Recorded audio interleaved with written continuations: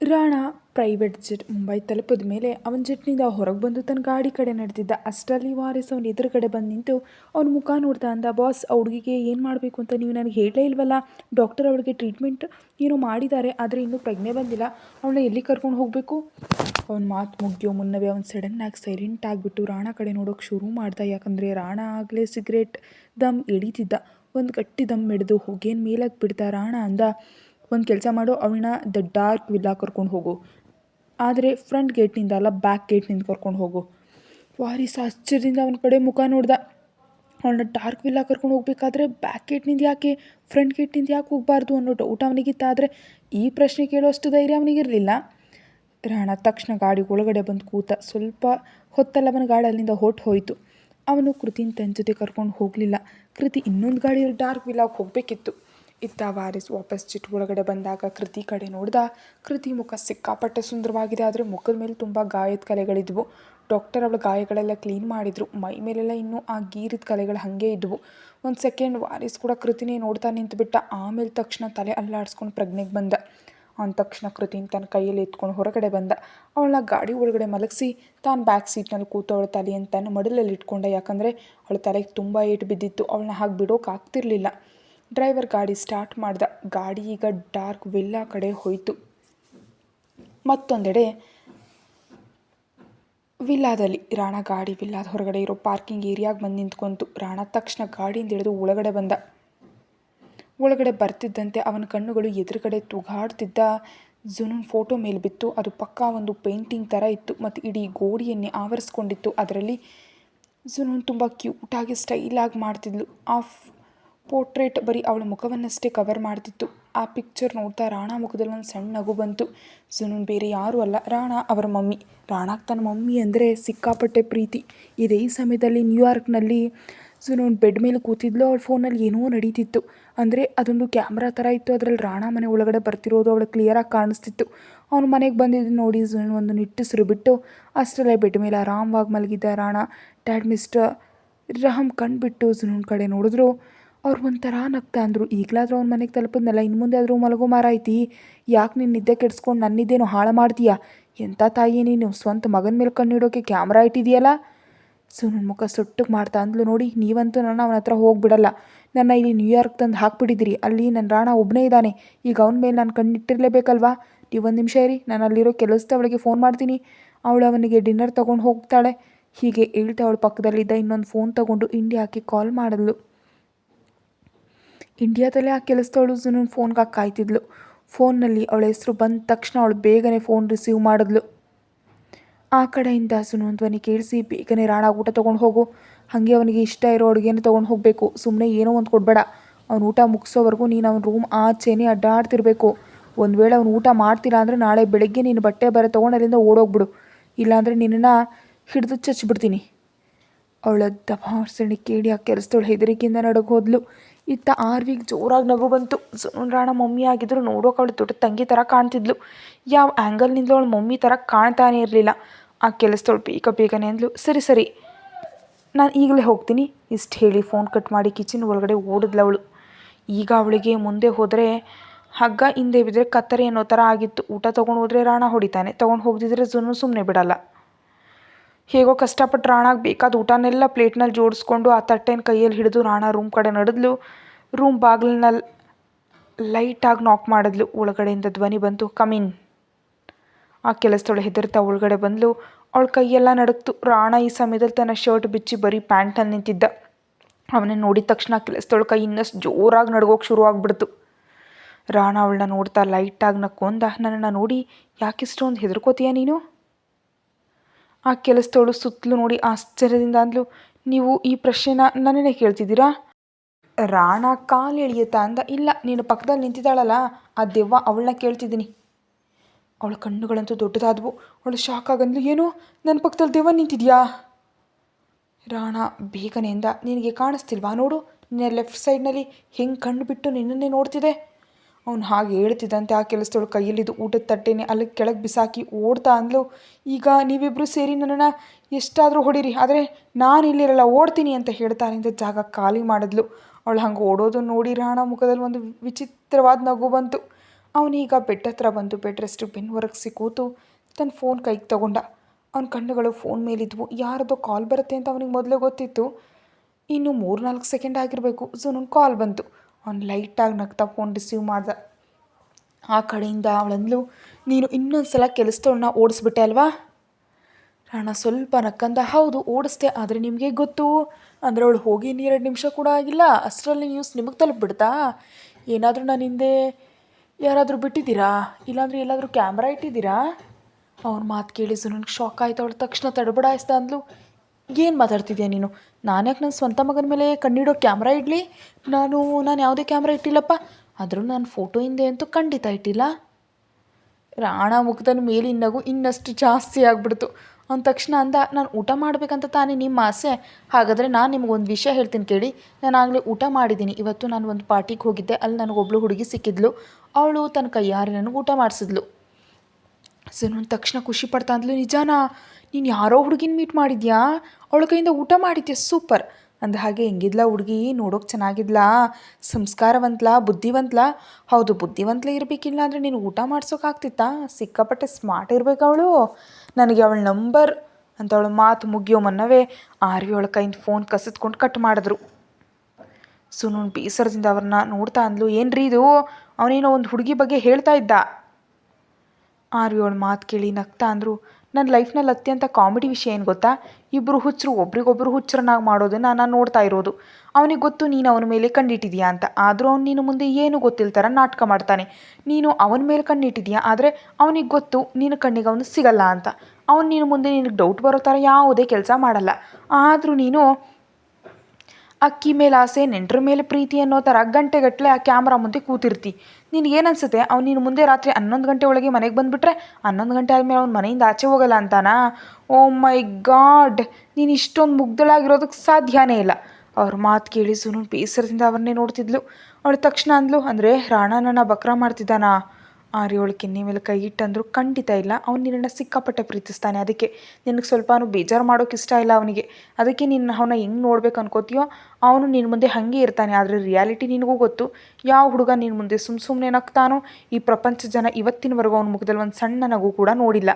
ಅವ್ರು ನೋಡಿರೋದು ಬರೀ ಅವನ ಕೋಪ ಮತ್ತು ಕ್ರೌರ್ಯವನ್ನಷ್ಟೇ. ಅವ್ರ ಮಾತು ಕೇಳ್ತಾ ಜುನೂನ್ ಬರೀ ಅವರನ್ನೇ ದಿಟ್ಟಿಸಿ ನೋಡ್ತಿದ್ಲು.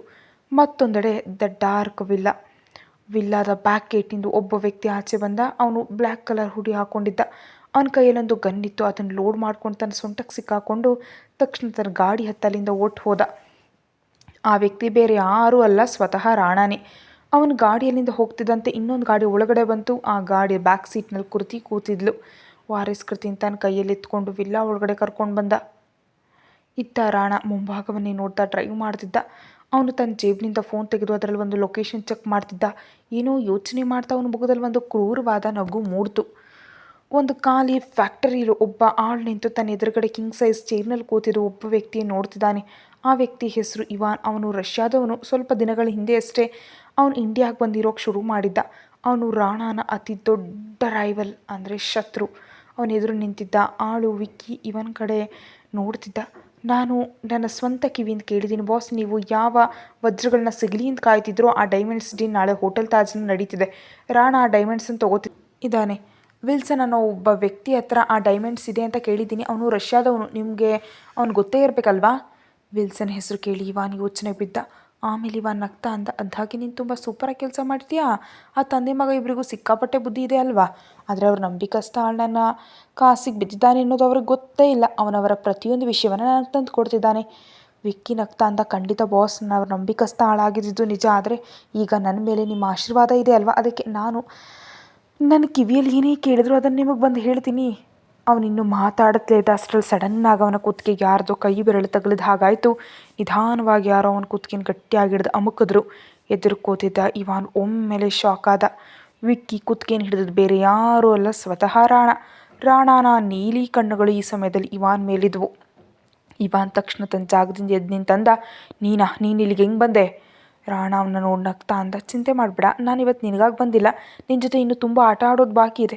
ಅದಕ್ಕೆ ನಿನ್ನ ಈಗಲೇ ಕೊಲ್ಲೋಕೆ ಅಂತೂ ನಾನು ಇವನಿಗಾಗಿಯೂ ಬಂದಿಲ್ಲ. ಬರೀ ಇವನ ಕಿವಿಗಳಿಗೆ ಶಿಕ್ಷೆ ಕೊಡಬೇಕಷ್ಟೇ. ಯಾಕಂದರೆ ಇವನ ಕಿವಿಗಳು ನನ್ನ ವಿಷಯವನ್ನು ಕೇಳಿಸ್ಕೊಂಡಿವೆ. ಹೀಗೆ ಇಳ್ತಾ ಅವನ ನೋಟ ಈಗ ವಿಕ್ಕಿ ಕಡೆ ಹೋಯಿತು. ಇತ್ತ ವಿಕ್ಕಿ ಹೆದರಿಕೆಯಿಂದ ನಡುಕ್ತಾ ಅಂದ, ಸಾರಿ ಬಾಸ್. ಅವನ ಬಾಯಿಂದ ಸಾರಿ ಅನ್ನೋ ಮಾತು ಕೇಳಿ ರಾಣಾ ನಕ್ಕಂದ, ನಾಯಿಗಳಿಗೂ ಒಂದು ನಿಯತ್ತಿರುತ್ತೆ, ಕಚ್ಚಿದ ಮೇಲೆ ಅವು ಕ್ಷಮೆ ಕೇಳಲ್ಲ. ಆದರೆ ನಿನ್ನೆಲ್ಲ ಆ ನಿಯತ್ತು ಕೂಡ ಇಲ್ಲ. ಇರೋಕೆ ಹೆಂಗೆ ಸಾಧ್ಯ? ನಾಯಿಗಳು ಇಂಜ್ಲು ಕಾಸಿಗೆ ನಿನ್ನ ಗೌರವ ಮಾರ್ಕೊಂಡು ಬಿಟ್ಟಿದ್ಯಾ? ಹೀಗೆ ಹೇಳ್ತಾ ಅವನು ಇವಾನ್ ಕಡೆ ನೋಡ್ದ. ಅವನ ಕೋಪದಿಂದ ಉರಿದು ಹೋದ. ಯಾಕಂದರೆ ರಾಣಾ ಇಂಡೈರೆಕ್ಟಾಗಿ ಅವನ್ನೇ ನಾಯಿ ಅಂತ ಕರೀತಿದ್ದ. ಇವಾನ್ ಆಳುಗಳ ತಕ್ಷಣ ರಾಣಾ ಕಡೆ ನುಗ್ಗು ಬಂದರು. ಆದರೆ ತನ್ನ ಕೈ ತೋರಿಸಿ ಅವ್ರನ್ನ ತಡೆದ ಇವಾನ್.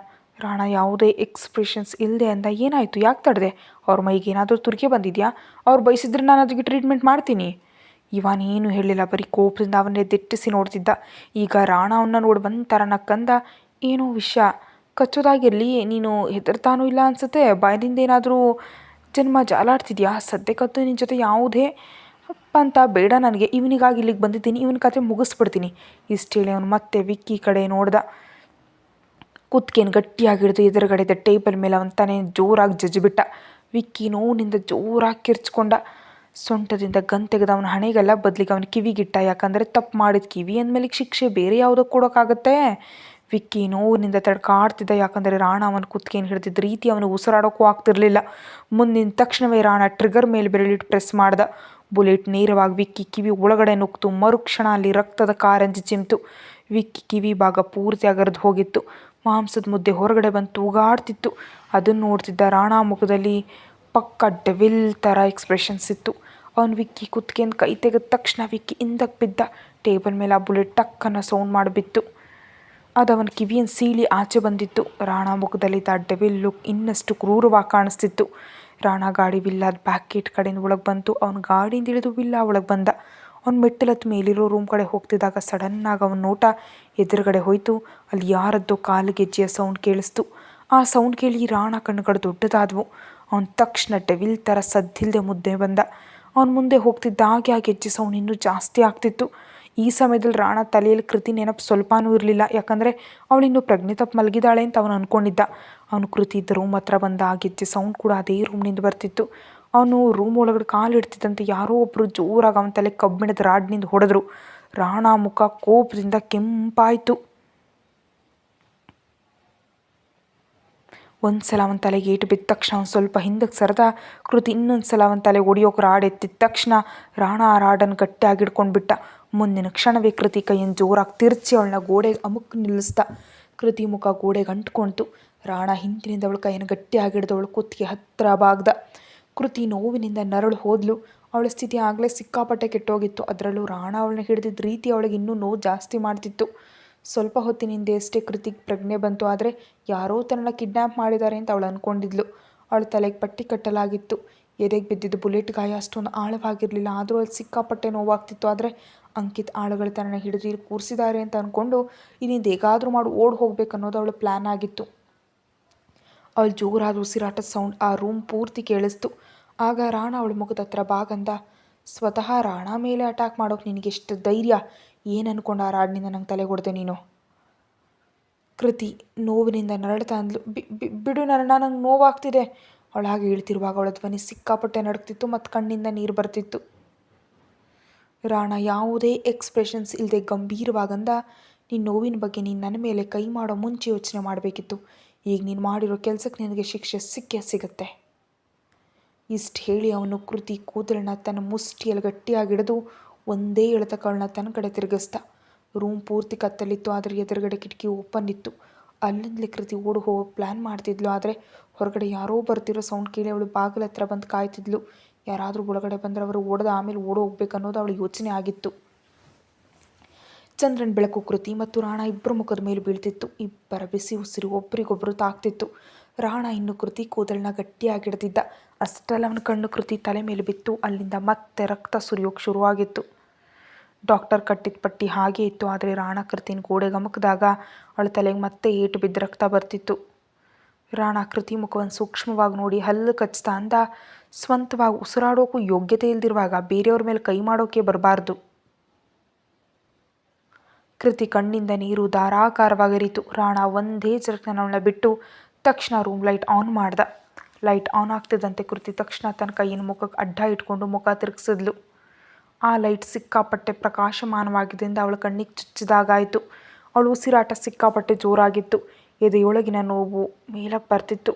ರಾಣ ಕಣ್ಣುಗಳನ್ನ ಅವಳ ಮೇಲೇ ಇದ್ದವು. ಈಗ ಕೃತಿ ತನ್ನ ಮುಖದಿಂದ ಕೈ ತೆಗೆದು ರಾಣ ಕಡೆ ನೋಡಿದ್ಲು. ಇಬ್ಬರ ಕಣ್ಣುಗಳು ಒಂದರೊಂದು ಸಂಧಿಸಿದ್ವು. ಮರುಕ್ಷಣ ರಾಣ ನೋಟ ಮತ್ತೆ ಅವಳ ತಲೆಗಾಯದ ಕಡೆ ಹೋಯಿತು. ಕೃತಿ ಅವನ್ನ ನೋಡ್ತಾ ಅಂದ್ಲು, ನೀನು ಯಾರು? ರಾಣ ವ್ಯಂಗ್ಯವಾಗಿ ನಕ್ಕಂದ, ನನ್ನ ಗೊತ್ತಿಲ್ಲ ಅಂದರೆ ನೀನು ಈ ಲೋಕದವಳೆ ಅಲ್ಲ ಆಗಿದೆ. ಕೃತಿ ತನ್ನ ಕಣ್ಣೀರನ್ನು ಒರೆಸ್ಕೊಳ್ತಾ ಅಂದ್ಲು, ಯಾಕೆ, ನೀನೇನಾದರೂ ಈ ದೇಶದ ಪ್ರೈಮ್ ಮಿನಿಸ್ಟರಾ? ನಿನ್ನ ನಡವಳಿಕೆ ನೋಡಿದ್ರೆ ಪ್ರೈಮ್ ಮಿನಿಸ್ಟರ್ ಥರ ಕಾಣ್ತಿಲ್ಲ, ಯಾರೋ ಕಳ್ಳ ಕಾಕನ ಥರ ಕಾಣ್ತಿದೆ. ನೀನು ಹಾಕಿರೋ ಬಟ್ಟೆ ನೋಡಿದ್ರೆ ರಾತ್ರಿ ಹೊತ್ತು ಜನರ ಮನೆಗೆ ಕಳ್ಳತನ ಮಾಡೋಕೆ ಹೋಗೋ ಥರ ಇದೆಯಾ ಅಂತ ಅಂದ್ಲು. ಅವಳು ಮಾತು ಕೇಳಿ ರಾಣ ನಕ್ಕಂದ, ನಾನು ಕಳ್ಳತನ ಮಾಡೋಕೆ ರಾತ್ರಿ ಹೊತ್ತು ಯಾರ ಮನೆಗೂ ಹೋಗೋ ಅಗತ್ಯ ಇಲ್ಲ.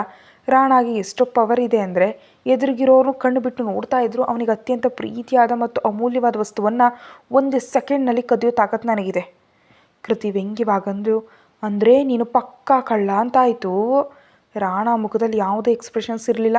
ಅವನು ಕೃತಿ ಹತ್ರ ಬಂದು ಸಡನ್ನಾಗಿ ಅವಳು ಮಣಿಕಟ್ಟನ್ನು ಗಟ್ಟಿಯಾಗಿ ಹಿಡ್ಕೊಂಡ. ಕೃತಿ ನೋವಿನಿಂದ ನರಳಿದ್ಲು. ರಾಣ ಅವಳನ್ನ ನೋಡ್ತಾ, ಇಲ್ಲಿ ಕೂತ್ಕೋ ಅಂತ ಬೆಡ್ ಕಡೆ ಸನ್ನೆ ಮಾಡ್ದ. ಕೃತಿ ತಕ್ಷಣ ಅಂದ್ಲು, ನನಗೆ ಕೂರಬೇಕಾಗಿಲ್ಲ, ನಾನು ಇಲ್ಲಿಂದ ಹೋಗಬೇಕು. ರಾಣ ಅವಳನ್ನ ತದೇಕ ಚಿತ್ತದಿಂದ ನೋಡ್ತಾ ಅಂದ, ಈ ಮುರಿದು ಹೋಗಿರೋ ಸ್ಥಿತಿಯಲ್ಲಿ ನೀನು 2 ಹೆಜ್ಜೆ ಇಟ್ಟರು ಕೆಳಗೆ ಬೀಳ್ತೀಯ. ನಾನಾದರೂ ನಿನ್ನ ಎತ್ಕೊಂಡು ಬಂದೆ, ಆದರೆ ಆಚೆ ಹೋದರೆ ನೀನನ್ನು ಎತ್ತೋರಿಗಿಂತ ನಿನ್ನ ಯೂಸ್ ಮಾಡ್ಕೊಂಡು ಜೀವಂತವಾಗಿ ಮಣ್ಣು ಮಾಡೋರೇ ಜಾಸ್ತಿ ಇದ್ದಾರೆ. ಕೃತಿ ತಕ್ಷಣ ಅಂದ್ಲು, ಅಂದರೆ ನೀನು ನನಗಿಂತ ತುಂಬ ಒಳ್ಳೆಯವನಂತ ನೀನು ಆಸೆನಾ? ಹಾಗಾದರೆ ನನ್ನ ಇಲ್ಲಿಗೆ ಯಾಕೆ ಕರ್ಕೊಂಡು ಬಂದೆ? ಯಾವುದಾದ್ರೂ ಹಾಸ್ಪಿಟಲ್ಗೆ ಯಾಕೆ ಕರ್ಕೊಂಡು ಹೋಗಿಲ್ಲ? ರಾಣ ಒಂಥರ ನಗ್ತಾ ಅಂದ, ಅಂದರೆ ನಿನಗೆ ಹಾಸ್ಪಿಟಲ್ನಲ್ಲಿ VIP ಟ್ರೀಟ್ಮೆಂಟ್ ಬೇಕಿತ್ತಾ? ಕೃತಿ ಯಾವುದೇ ಎಕ್ಸ್ಪ್ರೆಷನ್ಸ್ ಇಲ್ಲದೆ ಅಂದ್ಲು, ನನಗೇನು ಬೇಡ, ನನಗೆ ಬರೀ ಇಲ್ಲಿಂದ ಹೋಗಬೇಕಷ್ಟೆ. ಅವಳಾಗಿ ಹೇಳಿರುವಾಗ ಸಡನ್ನಾಗಿ ರಾಣ ತನ್ನ ಬೆರಳನ್ನು ಅವಳ ತುಟಿ ಮೇಲಿಟ್ಟು ಅವನು ಗಂಭೀರವಾಗಿ ನೋಡ್ತಾ ಅಂದ, ಇನ್ನೊಂದು ಸಲ ಬಾಯಿ ಮುಚ್ಕೊಂಡು ಇರ್ತಿದ್ರೆ ನಿನ್ನ ಈ ನಾಲಿಗೆನ ನಿನ್ನ ಬಾಯಿಂದ ಆಚೆ ತೆಗಿಯೋಕೆ ನನಗೆ 1 ನಿಮಿಷ ಸಾಕು. ನನ್ನ ಲೈಫ್ನಲ್ಲಿ ಯಾರ ಪೊಗಳೇನು ಇಷ್ಟೊಂದು ಹೊತ್ತು ಕೇಳಿಸ್ಕೊಂಡಿಲ್ಲ, ನಿಂದೆ ಜಾಸ್ತಿ ಕೇಳಿಸ್ಕೊಂಡಿದ್ದೀನಿ. ನಿನ್ನ ಆಕ್ಸಿಡೆಂಟ್ ನನ್ನ ಗಾಡಿಯಿಂದ ಆಯಿತು ಅಂತ ನಿನ್ನೆ ಇಲ್ಲಿಗೆ ತಂದೆ, ಆದರೆ ನಾನು ದೊಡ್ಡ ತಪ್ಪು ಮಾಡಿದೆ ಅಂತ ಈಗ ಅನ್ನಿಸ್ತಿದೆ. ಬೇಜಾರಾಗ್ತಿದೆ, ಆದರೆ ಪರವಾಗಿಲ್ಲ, ನಾನು ಮಾಡಿರೋ ತಪ್ಪನ್ನು ನಾನೇ ಸರಿಪಡಿಸ್ತೀನಿ. ಇಷ್ಟು ಹೇಳಿ ಅವನು ಹಿಂದಕ್ಕೆ ಸರಿದು ಎದುರುಗಡೆ ಇದ್ದ ಕ್ಯಾಬಿನೆಟ್ ಹತ್ರ ಹೋದ. ಅಲ್ಲಿ ದೊಡ್ಡದೊಂದು ಮೆಡಿಕಲ್ ಬಾಕ್ಸ್ ಇತ್ತು. ಅದರಲ್ಲಿ ಸರ್ಜರಿ ಮಾಡೋ ಸಾಮಗ್ರಿಗಳು ಕೂಡ ಇದ್ದವು. ಆ ಮೆಡಿಕಲ್ ಬಾಕ್ಸ್ ನೋಡಿ ಕೃತಿ ಶಾಕ್ ಆದ್ಲು. ರಾಣ ಆ ಬಾಕ್ಸ್ ಪಕ್ಕದಲ್ಲಿಟ್ಟು ಕೃತಿ ತಲೆ ಮೇಲಿದ್ದ ಪಟ್ಟಿಯನ್ನು ಬಿಚ್ಚೋಕೆ ಹೋದ. ಆದರೆ ಅವನು ಕೈ ಚಾಚಿದಂತೆ ಕೃತಿ ಹಿಂದಕ್ಕೆ ಸರಿದ್ಬಿಟ್ಲು. ರಾಣ ಕೋಪದಿಂದ ಅವಳನ್ನ ನೋಡ್ತಾ ಅಂದ, ಇಷ್ಟೊಂದು ಆ್ಯಟಿಟ್ಯೂಡ್ ತೋರಿಸೋ ಅಗತ್ಯ ಇಲ್ಲ. ನಿನ್ನನ್ನು ಟಚ್ ಮಾಡೋಕೆ ನಾನೇನು ಸಾಯ್ತಿಲ್ಲ. ನಿನ್ನ ಥರ ಇರೋ 100 ಹುಡುಗಿಯರು ರಾಣ ಮುಂದೆ ಹಿಂದೆ ಅಡ್ಡಾಡ್ತಾರೆ, ಆದರೆ ರಾಣ ಯಾರೂ ಕೇರಿಲ್ಲ. ಅದಕ್ಕೆ ಯಾವುದೇ ತಪ್ಪು ತಿಳುವಳಿಕೆ ನೀನು ಇರಬೇಡ ಅಂದ. ಇಷ್ಟು ಹೇಳಿ ಅವನು ಮತ್ತೆ ಅವಳ ಹತ್ರ ಬಂದು ಅವಳ ಹಿಂದೆ ಹೋಗ್ತಿದ್ರು ಬಲವಂತವಾಗಿ ಅವಳ ತಲೆ ಮೇಲಿದ್ದ ಪಟ್ಟಿಯನ್ನು ತೆಗೆದು ಸೈಡ್ನಲ್ಲಿಟ್ಟ. ಕೃತಿ ಕಣ್ಣಲ್ಲಿ ನೀರು ತುಂಬ್ಕೊಂತು. ಅವಳು ತನ್ನ ಕೈಯನ್ನು ಹೊಟ್ಟೆ ಮೇಲೆ ಇಟ್ಕೊಂಡಿದ್ಲು. ಅವಳ ಕಣ್ಮುಂದೆ ತನ್ನ ಮೈ ಮುಖ ಬಂದು ಹೋಯಿತು. ಆದರೆ ತನ್ನ ಹೊಟ್ಟೆ ಮೇಲೆ ಕೈ ಇಟ್ಕೊಂಡು ಅವಳು ಯೋಚನೆ ಮಾಡ್ತಿದ್ಲು, ಯಾರು ತನ್ನ ಜೊತೆ ಇಲ್ದಿದ್ರೂ ಪರವಾಗಿಲ್ಲ, ತನ್ನ ಮಗು ತನ್ನ ಜೊತೆ ಇದೆಯಲ್ಲ, ಈ ಮಗುವನ್ನು ತೊಗೊಂಡವಳು ತುಂಬ ದೂರ ಹೋಗ್ತಾಳೆ, ತನ್ನ ಮನೆಯವ್ರು ಯಾರು ಹುಡುಕಲಾರದ ಜಾಗಕ್ಕೆ ಹೋಗ್ತಾಳೆ ಅಂತ ಅನ್ಕೋತಿದ್ಲು. ಅಂಕಿತ್ ಹೇಳಿದ ಮಾತುಗಳು ಅವಳ ತಲೆಯಲ್ಲಿ ಸಿಕ್ಕಾಪಟ್ಟೆ ಪ್ರೆಷರ್ ಕ್ರಿಯೇಟ್ ಮಾಡಿದ್ವು. ತನ್ನ ತಂದೆ ತಾಯಿನ ಕೊಂದಿದ್ದ ಅಂಕಿತ್ ಅಂತ ಗೊತ್ತಾಗಿದ್ದರಿಂದ ಇಷ್ಟು ದಿನ ತನ್ನ ಹೆತ್ತವ್ರ ಕೊಲೆಗಾರನ ಜೊತೆ ಬದುಕಿದ್ದೀನಲ್ಲ ಅಂತ ಅವಳಿಗೆ ತನ್ನ ಮೇಲೆ ಅಸಹ್ಯ ಆಗ್ತಿತ್ತು. ತನ್ನದೇ ಯೋಚನೆಯಲ್ಲಿ ಮುಳುಗಿದ್ದ ಕೃತಿಗೆ ರಾಣ ಯಾವಾಗ ಅವಳ ತಲೆಗೆ ಮತ್ತೆ ಪಟ್ಟಿ ಕಡ್ತಾ ಗಾಯನೆಲ್ಲ ಕ್ಲೀನ್ ಮಾಡ್ದ ಅನ್ನೋದೇ ಗೊತ್ತಾಗಲಿಲ್ಲ. ಅವನ ಹಿಂದಕ್ಕೆ ಸರಿದಾಗ ಕೃತಿಗೆ ಪ್ರಜ್ಞೆ ಬಂತು. ರಾಣ ಅವಳನ್ನ ನೋಡ್ತಾ ಅಂದ, ಈಗ ನೀನು ಎಲ್ಲಿಗೆ ಬೇಕಾದರೂ ಹೋಗೋ, ಸತ್ರು ನನಗೆ ಯಾವುದೇ ವ್ಯತ್ಯಾಸ ಆಗಲ್ಲ. ನಿನ್ನ ತಲೆಗೆ ನನ್ನಿಂದ ಏಟು ಬಿದ್ದಿತ್ತು, ಅದಕ್ಕೆ ಮದ್ದು ಸವರಿದ್ದೀನಿ. ಇದಕ್ಕಿಂತ ಜಾಸ್ತಿ ನಿನ್ನ ಜವಾಬ್ದಾರಿ ನನಗಿಲ್ಲ, ತೊಲಗಿಲಿಂದ ಅಂದ. ಅವನು ಹೇಳಿದ ರೀತಿ ಸಿಕ್ಕಾಪಟ್ಟೆ ರಫ್ ಆಗಿತ್ತು. ಅದು ನೋಡು ಕೃತಿ ಒಂಥರ ನಕ್ಕದ್ಲು. ಅವಳು ತನ್ನ ಜಾಗದಿಂದ ಎದ್ದು ನಿಂತಂದ್ಲು, ಗಾಯಕ್ಕೆ ಮದ್ದು ಸವರಿದ್ರೆ ಗಾಯ ವಾಸಿ ಆಗಬಹುದು, ಆದರೆ ನೀನು ಆಡೋ ಮಾತುಗಳಿವೆಯಲ್ಲ ಅವು ಯಾರಿಗಾದರೂ ಮತ್ತೆ ಗಾಯ ಮಾಡೋಕ್ಕೆ ಸಾಕು. ಕನಿಷ್ಠ ಪಕ್ಷ ನಿನ್ನ ತಂದೆ ತಾಯಿ ನಿನಗೆ ಹಿಂಗೆ ಮಾತಾಡಬೇಕಂತ ಆದರೂ ಕಲಿಸ್ಕೊಡ್ಬೇಕಿತ್ತು. ಅವಳು ಹಾಗೆ ಹೇಳ್ತಿರುವಾಗಲೇ ರಾಣ ಸಡನ್ನಾಗಿ ಕೃತಿ ಕೈ ಹಿಡಿದು ಅವಳ ಮಣಿಕಟ್ಟನ್ನು ಜೋರಾಗಿ ತಿರ್ಚಿ ಅವಳ ಬೆನ್ನಿಗೆ ಆನಸೆ ಹಿಡ್ಕೊಂಡ. ಕೃತಿ ನೋವಿನಿಂದ ಜೋರಾಗಿ ಚೀರಿದ್ಲು. ಅವಳು ಪೂರ್ತಿಯಾಗಿ ನಡುಗು ಹೋದ್ಲು. ರಾಣ ಅವಳ ಮುಖದ ಹತ್ರವಾಗಿ ಕೋಪದಿಂದ ಅಂದ, ನನ್ನ ಮಮ್ಮಿ ಡ್ಯಾಡ್ ಬಗ್ಗೆ ಮಾತಾಡೋಕ್ಕೆ ನಿನಗೆ ಎಷ್ಟೇ ಧೈರ್ಯ? ನಿನ್ನ ಆ ಗಲೀಜು ಬಾಯಲ್ಲಿ ಅವ್ರ ಹೆಸರು ಎತ್ತೋಕ್ಕೂ ನಿನಗೆ ಎಷ್ಟು ಧೈರ್ಯ ಇರಬೇಕು? ಕತೆ ಮುಂದುವರಿಯುತ್ತೆ. ಹೆಚ್ಚಿನದಕ್ಕಾಗಿ ಚಾನಲ್ಗೆ ಮೆಂಬರ್ಶಿಪ್ ತೊಗೊಂಡು ವಿಡಿಯೋ ನೋಡಿ. Thank you.